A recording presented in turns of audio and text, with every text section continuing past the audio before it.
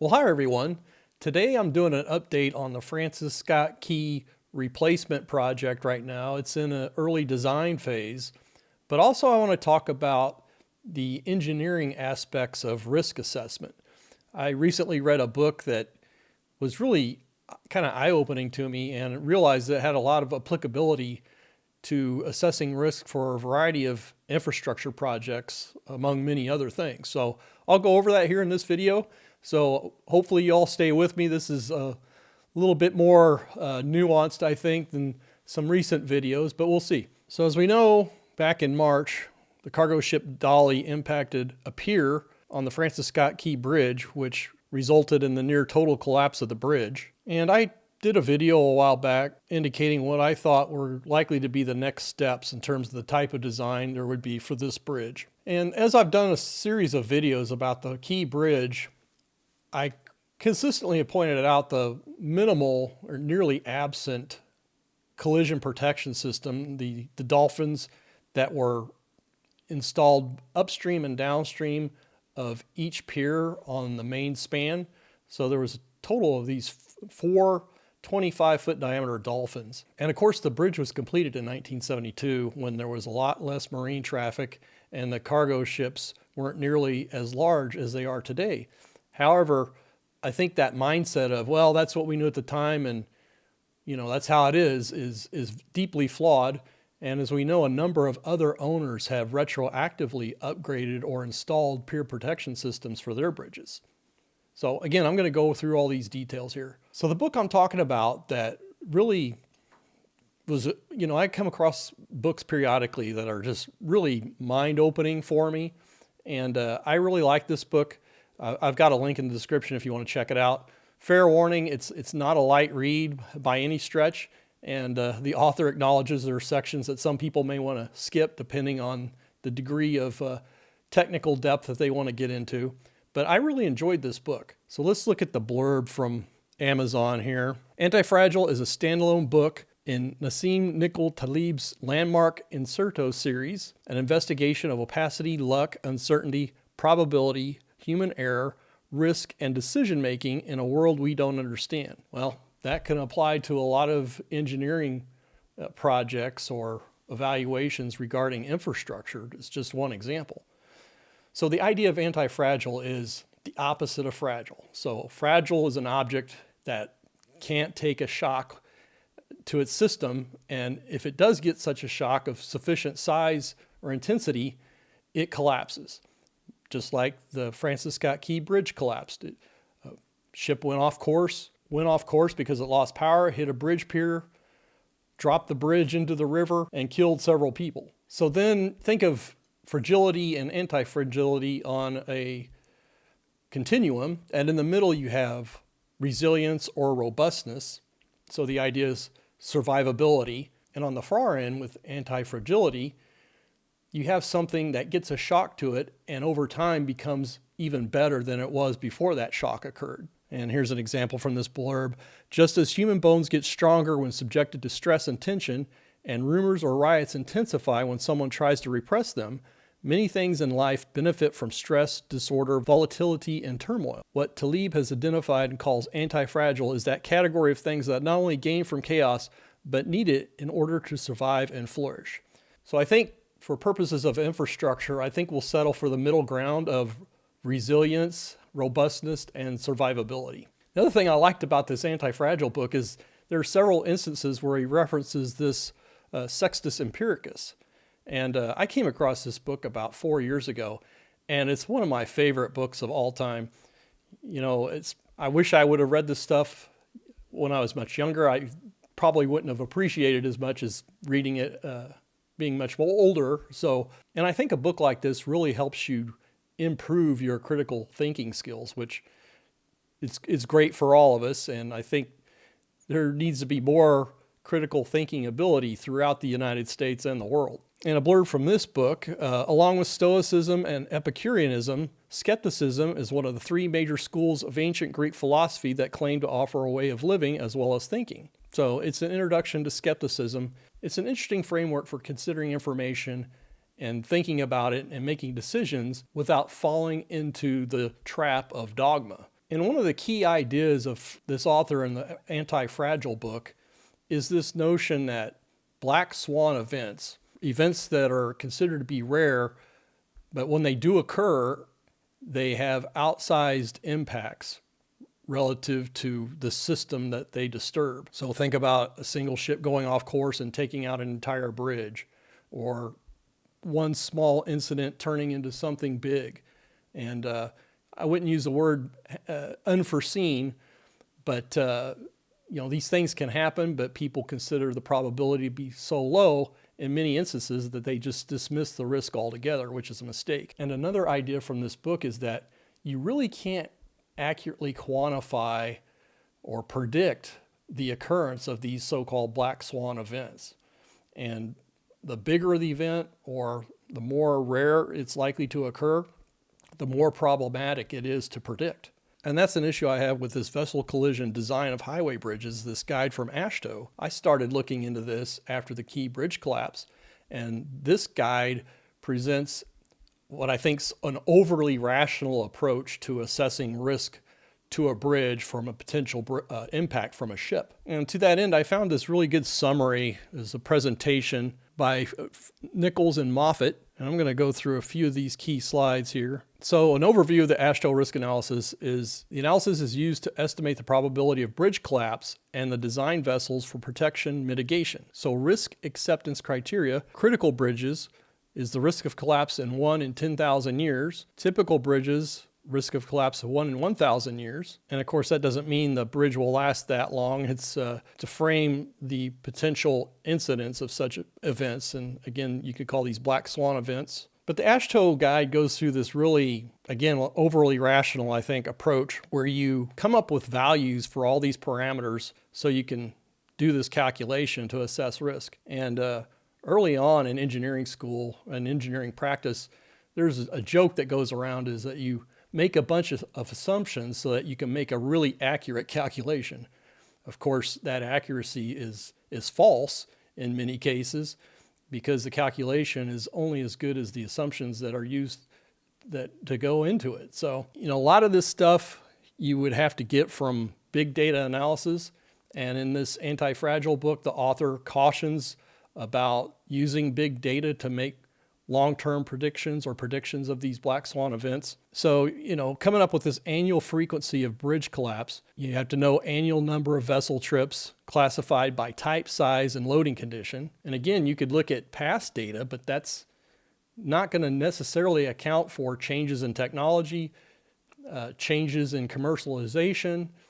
It's just so many variables. Here's another one. PA, probability of aberrancy. How often does the vessel go off course? Well, again, to get that kind of data, you have to look back and see how many times that's happened in the past. You could certainly set yourself up for an inaccurate calculation here. And then it assesses geometric probability. If it goes off course, will it hit the bridge? And then if it does hit the bridge, the probability of collapse, and so on. I mean, to take this seriously, that you can accurately predict a probability of a collapse, I think is completely ridiculous.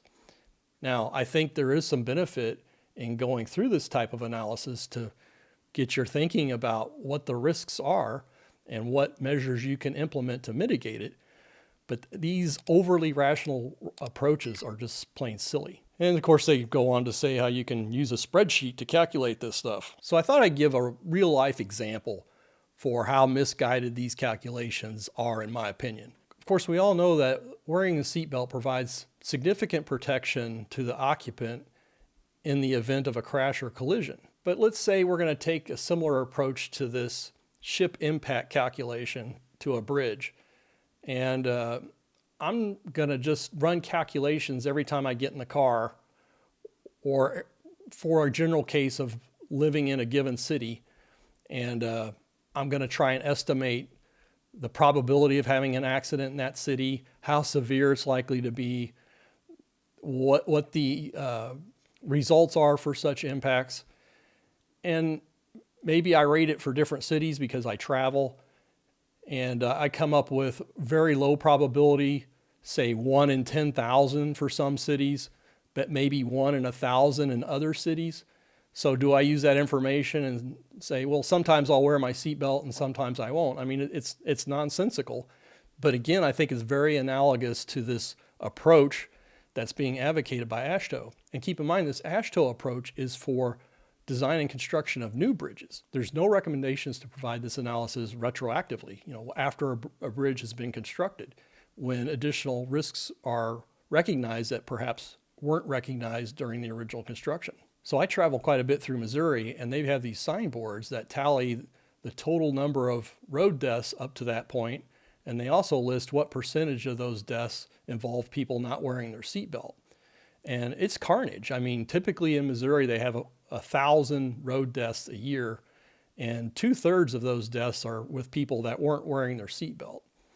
So you could just take that as a single data point and realize, hey, I'm much better off wearing my seatbelt instead of trying to take an overly rational approach to deciding when you're going to wear a seatbelt versus when you're not based on some calculation. And let's take another example. I've been covering the story of the I-471 bridge fire in Cincinnati, where a playground went up in flames and did significant structural damage to the southbound approach to this bridge over the Ohio River. So we have this playground. You can see there's wood, plastic, looks like rubber matting. The fire was extremely intense, did a lot of damage to the bridge span directly overhead. So would somebody recommend doing a calculation on the odds of a playground catching on fire and what the probability of damage to the bridge would be and all this other nonsense analogous to the bridge collision risk assessment? Of course not. They would just look at it globally and say, hey, this could happen, and if it does, it's going to have an outsized impact on the bridge.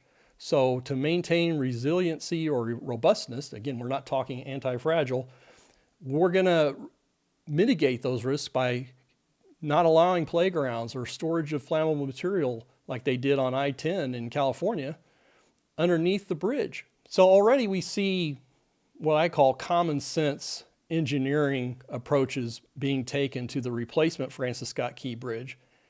Kiewit Infrastructure has the contract for a preliminary design of the replacement bridge. This is a really good article from the Baltimore Banner. I've got a link to it in the description. So they've got preliminary drawings that were submitted to the Coast Guard for approval relative to the geometry of the bridge, the width of the span relative to the main navigational channel, and then the air draft, the height above the river to the bottom of the bridge deck. And I said all along that I suspect that the replacement bridge will be a cable-stayed bridge, and that's what they show in this conceptual drawing. So this article indicates a proposed two-towered cable-stay Francis Scott Key Bridge replacement would vertically dwarf the felled span and have significantly more space between its main piers. So the previous Francis Scott Key Bridge had a main span length of 1,200 feet, and the navigational channel was 800 feet wide.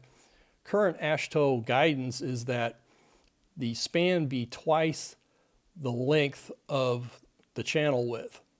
So that would be 1,600 feet, and they were nowhere close on this project. And of course, they're talking about replacement costs on the order of $2 billion, and there were 6 workers killed in the collapse of the Key Bridge. And this article goes on to say that the new span will be at least 1,100 feet long, and more likely at least 1,400 feet long. And this is another thing that I mentioned in a previous video.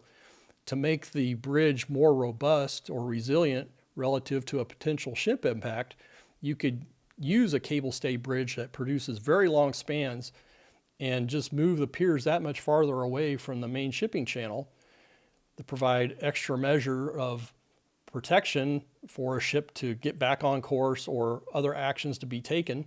And just as a point of reference, the Gordie Howe International Bridge that connects Michigan to Canada has a main span length of 2,800 feet. So in certain instances, you could have a span long enough so that the piers are well away from the shipping channel, such that in many cases, an errant cargo ship would actually run aground before it hit the bridge piers. And this article says that the plans call for the installation of 6 75-foot diameter dolphins, which are protection measures for potential impact. So the errant ship would hit these dolphins rather than hit the bridge pier and absorb a tremendous amount of energy in the process. Again, just having these tiny, relatively tiny 25-foot diameter dolphins hundreds of feet upstream and downstream of each of the main piers was wholly inadequate. In fact, the Dali didn't even hit these when it impacted the bridge. And of course, federal taxpayers are going to bear the brunt of the replacement costs. Maryland officials are looking to the feds to provide 90% of the cost for this bridge replacement.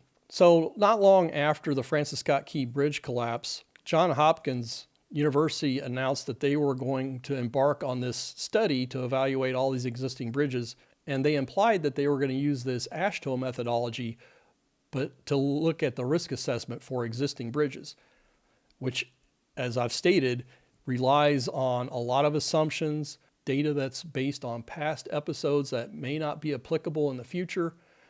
And I just think they should take a more qualitative approach. And I've talked about the risk assessment matrix here, and I think it's good from a relative risk assessment standpoint, as long as you don't get overly numerical with it or overly rational by making a bunch of assumptions for key inputs in order to produce a calculation which at first glance seems to be highly accurate, when in fact it is not. So again, from that common sense standpoint, there were decades of fatal impacts involving barges and cargo ships to bridge piers that caused the collapse of one or more spans. This is I-40 in Oklahoma. This is Queen Isabella Bridge in Texas. This is the Outer Bridge in New York. I mean, this is a very, very old bridge, yet it's got significant pier protection dolphins installed around the pier. And in fact, they had a major impact to one of these dolphins in 1979, and it absorbed a tremendous amount of injury and protected the bridge. And then they made it even bigger when they rebuilt it after this episode. And as I pointed out in previous videos, I think the state of Maryland is going to be found to have some degree of responsibility, some degree of negligence perhaps, in any jury award relative to damages for the Dali ship impact to the Key Bridge. And of course, that's being alleged by their attorneys. It says, attorneys for Singapore-based Grace Ocean Private Limited and Synergy Marine Group argued in court Tuesday that Maryland state officials should have better protected the bridge against ship strikes. William Bennett, an attorney for Grace Ocean, argued the court should consider assigning significant liability and fault to state officials, among others. He cited decades of records showing the state of Maryland failed to properly protect the bridge, which was built in the 1970s with minimal pier protection. I mean, it seems obvious. And I don't know why it takes something like this to happen before people in that locale actually do something about it, instead of learning from episodes across the country. I mean, what's that old saying that a smart man learns from his mistakes and a wise man learns from other people's mistakes? And we could see a few years ago, before the Key Bridge collapse, Baltimore Gas and Electric had this 230 kV transmission line crossing over the river, and they had a 2,200-foot main span and a sacrificial pile-supported ring structure to protect the pier for the transmission line tower. So far more protection than the actual bridge had. And I'd also done a video in the past about potential vulnerability to the Chesapeake Bay Bridge. And there's this article, again, a link in the description, where the state's considering replacing Bay Bridge with new wider spans along path of current crossing. Now, I imagine they're looking to provide additional protection than the bridge has at this point. They're talking about up to 10 lanes for the replacement spans, and they're looking at a cost between $7 and $8 billion. And the do nothing option relative to just doing maintenance on the existing bridge is expected to cost nearly $4 billion over the next 40 years. And this is from that slideshow. Again, a link is in the description for this slideshow here, but look at the different items here. Bridges are obstructions to marine navigation. Yes, we know that. Mariners have the right of way, not motorists. Bridges must provide for reasonable needs of navigation. Bridges are permitted to be built as obstructions to navigation by the United States Coast Guard. Bridges must be maintained in accordance with Coast Guard permits. Bridge vessel collision vulnerability studies in the U.S. are highly confidential and classified and subject to criminal penalties if disclosed. Well, I found that out. So I submitted a public records request to the state of Maryland about prior assessments of the Francis Scott Key Bridge relative to vulnerabilities from ship impacts. And I just got a confirmation that they did such a study. This was done post 9/11, and it was heavily redacted. And I wasn't looking for detailed calculations like how big a ship it would take or how fast it would have to be going and all that. It's just common sense that a massive cargo ship, for various reasons, intentional or unintentional, could go off course and strike a bridge pier and do significant damage. So I'm all for a more common sense approach to these risk assessments. So I know some of you out there are probably involved with regularly performing risk assessments on projects. I'd like to know your thoughts about this relative to the notion that you can't really accurately predict these black swan events. And if you go through some overly rational calculation that's based on assumptions or big data or just a lot of inaccuracies, why would you want to rely on the results of that calculation for making significant decisions about whether or not to protect a bridge pier or the degree of protection that would be required when more what I call common sense approaches are already available? With that, I'd like to send a shout out to the channel members. I really appreciate your ongoing support, as well as those of you who provided super thanks. I'm going to roll credits at the end here. I've got links in the description to both books that I've referenced in this video if you want to check it out. And thanks for watching. Please stay tuned for future videos.